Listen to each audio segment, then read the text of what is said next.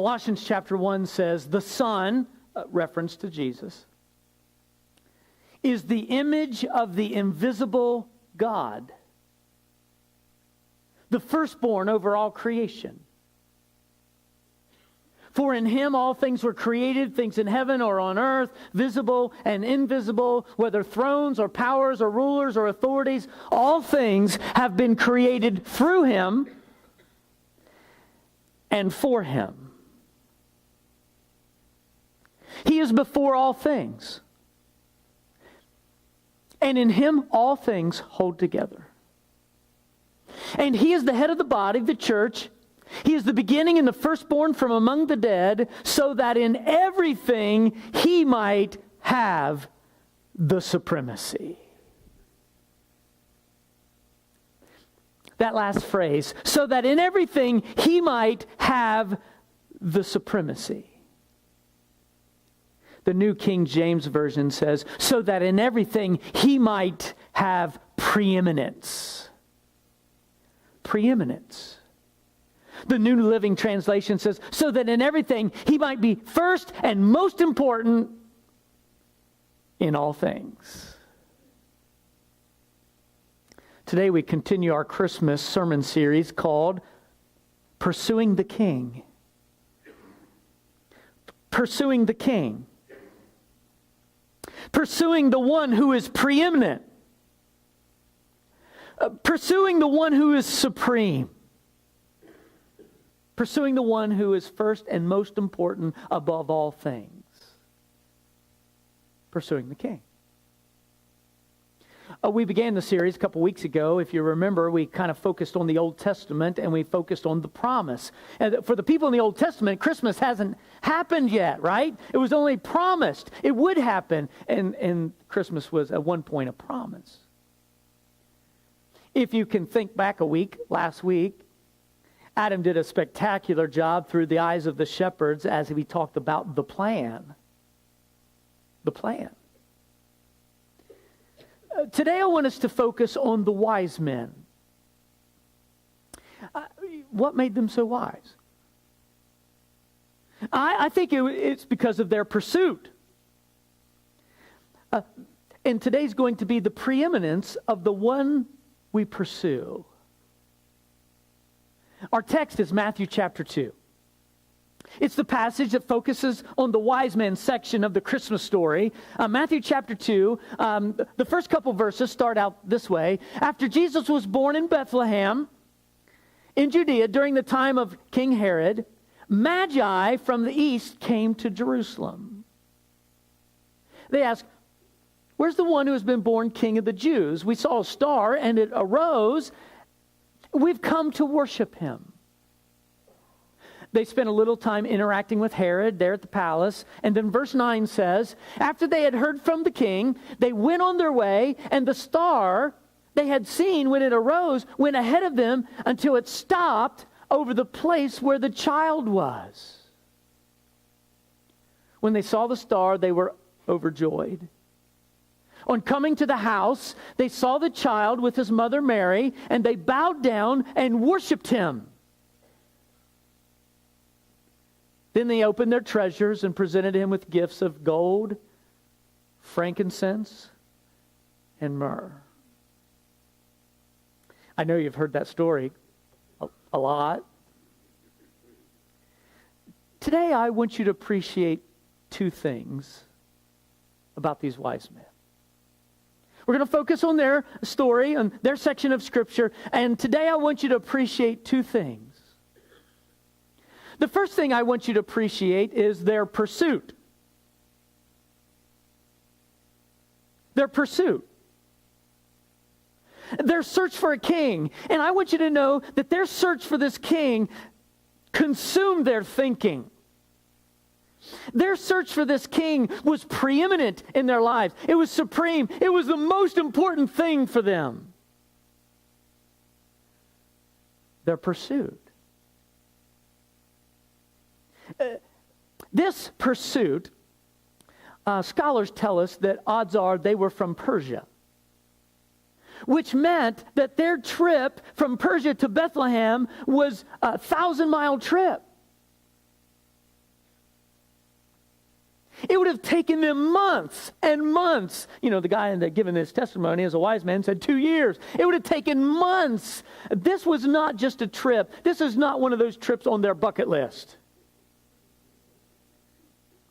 This was a life quest. This consumed them. And they gave it all they had in finding the king. I want you to appreciate their pursuit. It was their quest for life. I also want you to appreciate their response. Did you see their response? Their first response was worship. Look at verse 11. On coming to the house, they saw the child with his mother Mary, and they bowed down and worshiped him. They found the one the Apostle Paul wrote about. They found the one who was the image of the invisible God. They found the one who is most important in all of creation. They found the one who created all things and sustains all things. They found the one who would have all power and all authority. They found the one who was supreme. They found the one who would be preeminent above all things. And they worshiped. They bowed down and worshiped. And in that moment, as they were bowing down before this 2-year-old, they worshiped. And in that moment, they were giving thanks and praise and adoration and awe. A-W-E. Awe.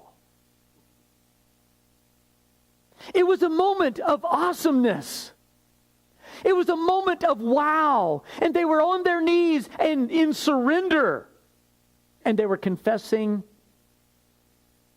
that's my king.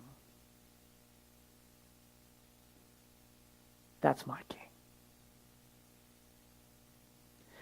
He's Emmanuel. God with us. Yeah, that's the right response. Worship. Right? When you see Jesus, your first response is going to be worship. And they worshiped. Did you notice the second response? They gave some incredible gifts. Verse 11, the last part of verse 11 says this: they bowed down and worshiped him. Then they opened their treasures and presented him with gifts of gold, frankincense, and myrrh. They gave some incredible gifts. This custom of gift giving and Christmas go hand in hand and have for a long time. I guess this is where they got it. Gift giving. Have you ever seen Jimmy Fallon's hashtag worst gift ever? It's pretty funny.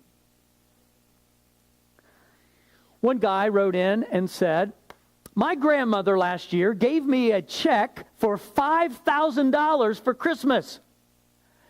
It was dated 12/25/2020.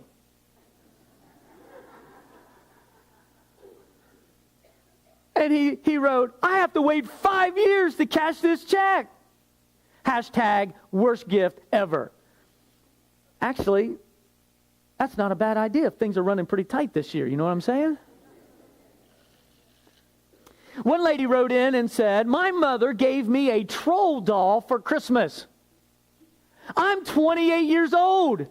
Hashtag worst gift ever. Seth wrote in and said, my parents gave me a Nintendo game. We do not have a Nintendo game system. They said you can play it at a friend's house. Hashtag worst gift ever. For him. Someone posted a picture of hand or pants?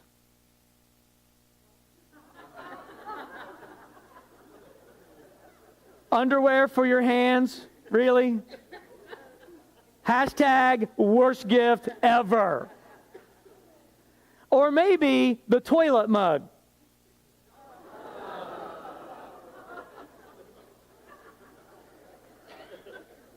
What are you drinking?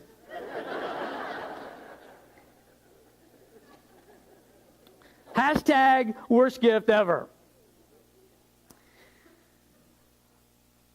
You better change that slide. What do you...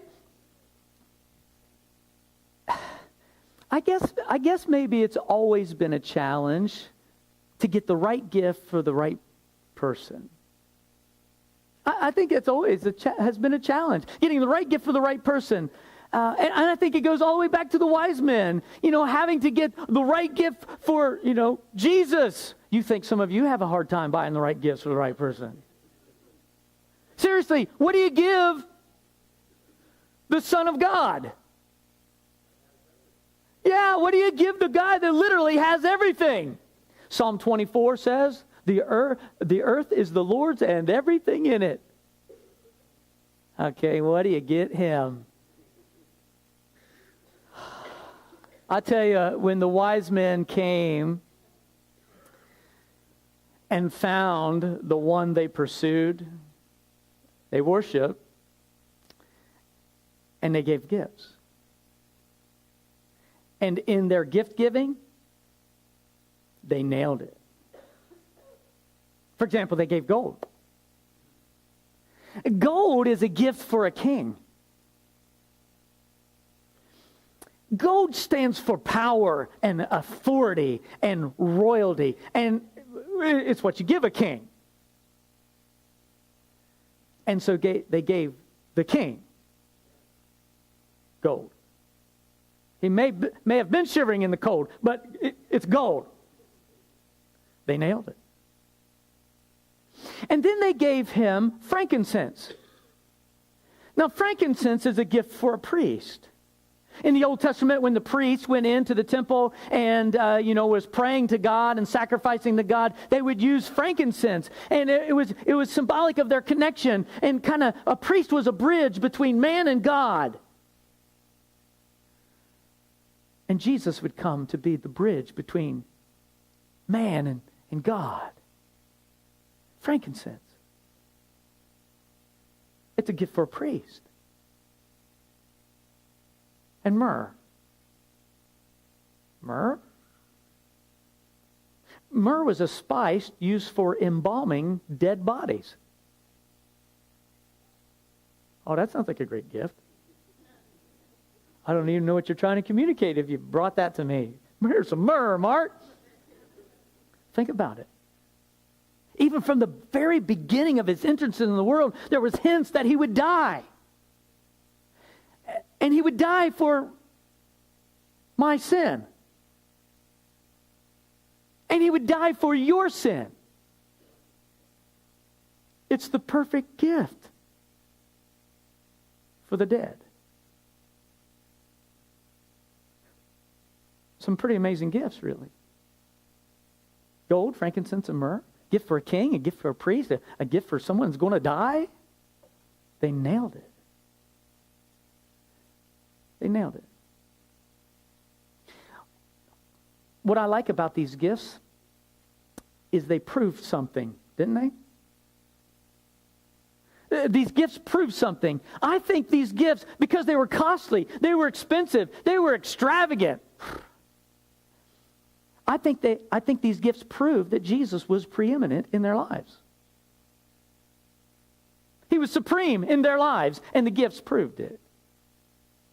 And these gifts, and when you think about it, they were planned well ahead of time. Months and months, maybe years ahead of time. They were well planned for, and there were gifts that would come right from the gratitude of their hearts. And they proved he was preeminent. Now, girls, if you have a boyfriend, and your boyfriend gets you a present for Christmas, and that gift is in a Nordstrom's bag, Yet inside the bag is a box from the Dollar Tree. You need a new boyfriend. Now, I like the Dollar Tree, but when you're getting a gift that has kind of a high priority in your life, don't get it at the Dollar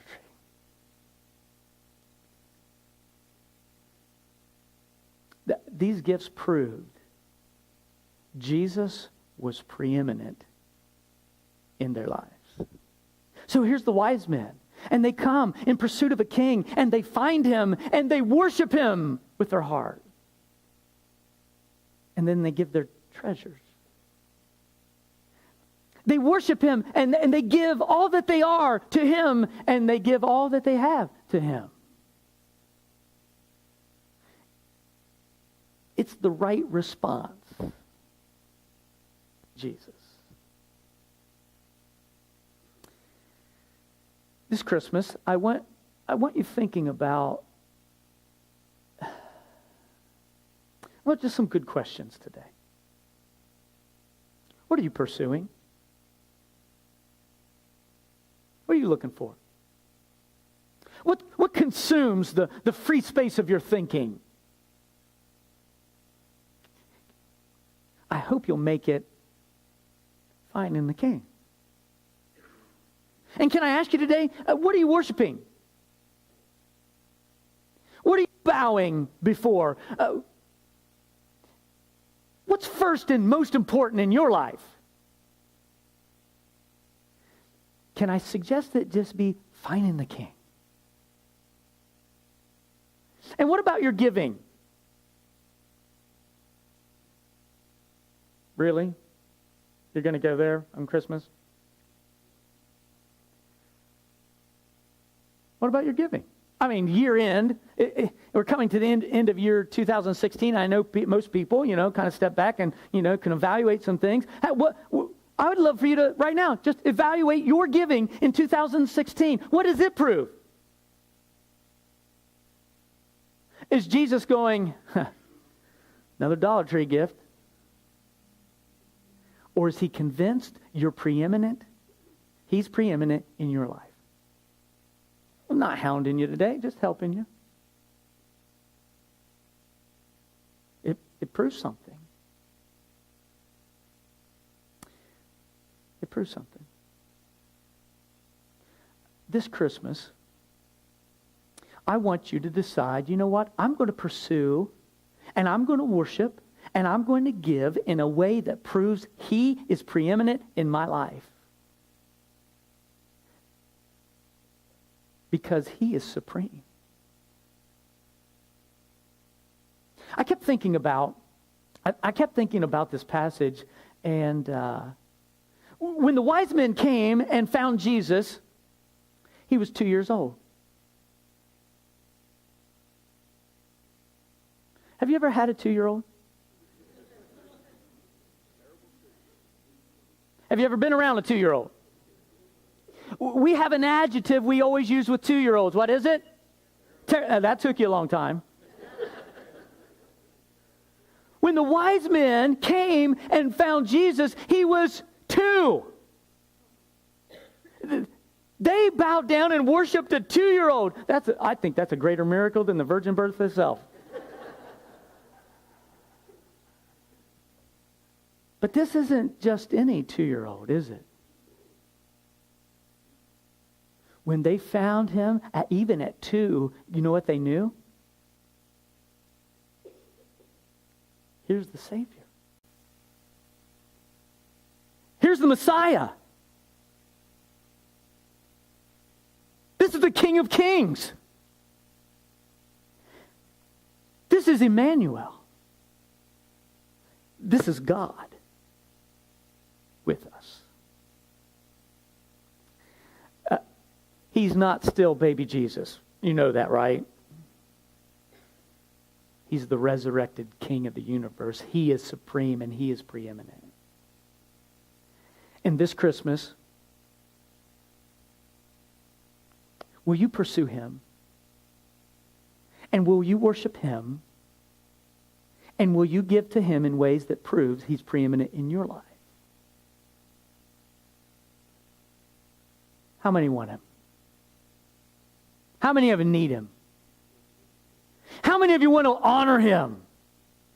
How many of you want to pursue him because he's preeminent? I hope that's true of every one of us.